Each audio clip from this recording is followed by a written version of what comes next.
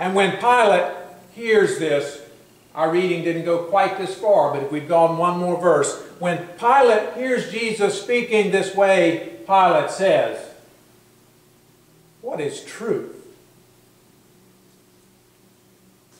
Now, I'm not sure our culture has any more knowledge about this, has any better understanding about it than Pilate did. Truth is subjective, subject to spin and manipulation.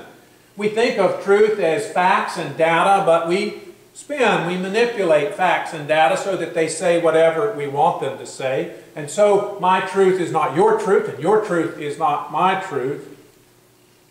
But for John's Gospel and for Jesus, truth is simply how God sees things. Pilate may think he has power over Jesus, but the truth is that he's only a pawn. Jesus is standing before him only because it is part of God's plan. And Jesus is not really the one on trial. Pilate, the religious leaders, the world that they represent, in truth, are the ones on trial. And when Jesus dies on the cross, it looks like the world that the Roman authorities and the religious leaders have won. But in truth, Jesus has triumphed. What do you believe is true? What do you, who will be installed and ordained today as officers in this church, believe is true? Is it true that the meek will inherit the earth? Is it true that those who work for peace will be especially blessed by God? Is it true that greatness is to be found in becoming a servant? Is it true that all who exalt themselves will be humbled and all who humble themselves will be exalted? Is it true that if you want to save your life, you will lose it?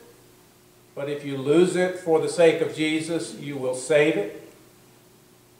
Is it true that we should love and care for others every bit as much as we love and care for ourselves?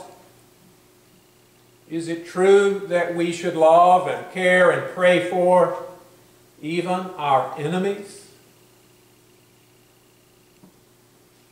Now, we live in a culture that believes in God, that even honors God. A culture that thinks we should do good and that good people should go to heaven. But I do not think that our culture believes any of those things. But we celebrate Christ the King. And so we proclaim that yes, they are true. And I can't help but wonder what things would look like if we actually lived as though they were true. All praise and glory to the God who comes to us in Jesus Christ to reveal to us the way of truth. Thanks be to God.